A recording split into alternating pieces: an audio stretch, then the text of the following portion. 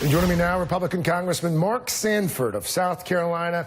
Congressman, always good to see you, sir. Thanks for your time. It would seem as if your bill is dead on arrival in the Senate. We'll find out. I think that, you know, in many ways, the vote yesterday was simply about one thing. Was it worth killing off this debate on health care and where we go next, or advancing it over to the Senate side? I originally had been the camp that said it's worth killing off. It's not even worth forwarding to the Senate to continue debate. As you know, I was one of 3 Republicans that voted no in the Budget Committee.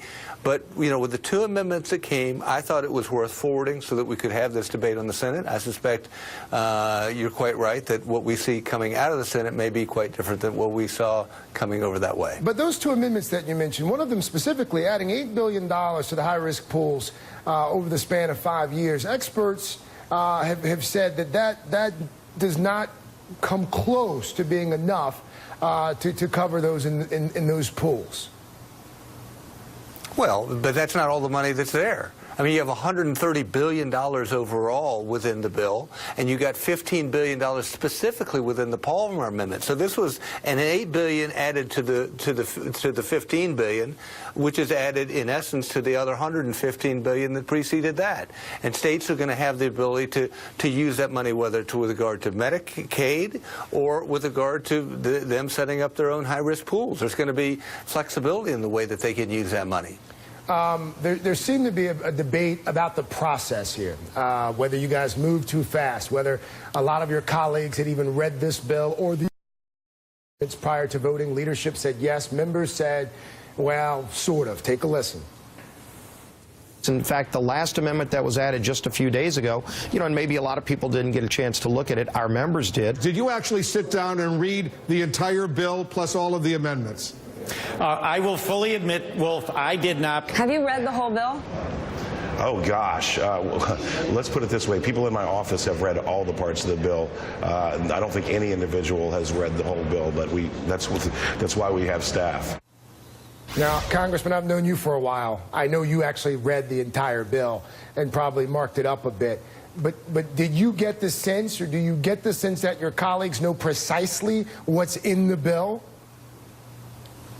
Yeah, I mean, you know, this stuff gets hashed out. It's on national news. It's on local news. You got folks, both detractors and proponents at home, calling you, emailing you, phoning you. I mean, this stuff bubbles up. And so in some ways it's a degree of political cheap shot in that, you know, no member of Congress can read every bill that's out there. Obviously, this is a hot-button issue, and so it's in their best interest to read a bill like this one. It's actually pretty small. It's less than 200 pages in the original text, and there were, you know, literally dozens, not hundreds, but dozens of pages that followed with some of these additional amendments. But that's indeed what you have staff for. And so you have this conflux of you all at the national level, folks at the local level, local advocacy groups, national advocacy groups, all boiling in on you. And I think that this bill, whether you like it or not, was reasonably vetted. I don't like the process overall as to, you know, I still think it was truncated. I still think we should have gone through a longer hearing process, but we are where we are. Why didn't you? Why didn't you? I mean, that's not my call. I mean, because they wanted, you know, to tie this to reconciliation, and reconciliation had to move at some point if you're going to move forward with the budget and with another round in this year for tax cuts. So at some point you had to move it. I think in terms of a perfect process, you would have had more time, though. Did you go to that White House rally after the vote? I did not. Why? I mean, I think that, I mean, that's kind of like George Bush going up on top of the aircraft carrier and say, you know, mission accomplished. I mean, you got to be careful about these things. People get ahead of their skis, and it can come back to bite them. And I think that, you know, this is a solemn issue. It's a weighty issue.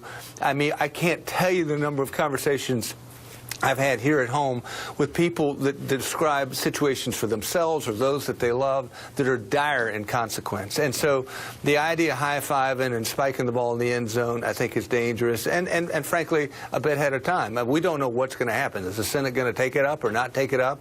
And then if it comes back from the Senate, what will happen in conference? President Trump, perhaps as you've heard or seen, he made a bit of a mistake when talking about health care Thursday. Listen to what he said to Australia's Prime Minister. We have a failing health care. I shouldn't say this to our great gentleman and my friend from Australia, because you have better health care than we do.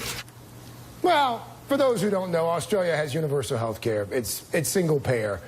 This isn't the first time that President Trump has extolled the virtues of a single payer health care system. Before and after the election, we should note. Do you get the sense that President Trump knows precisely what's in this bill? I wouldn't presume to speak for President Trump.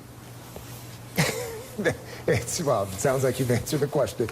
Congressman Mark Sanford from Charleston, South Carolina, God's country there. Congressman, thank you. Enjoy the weekend. Yes, sir.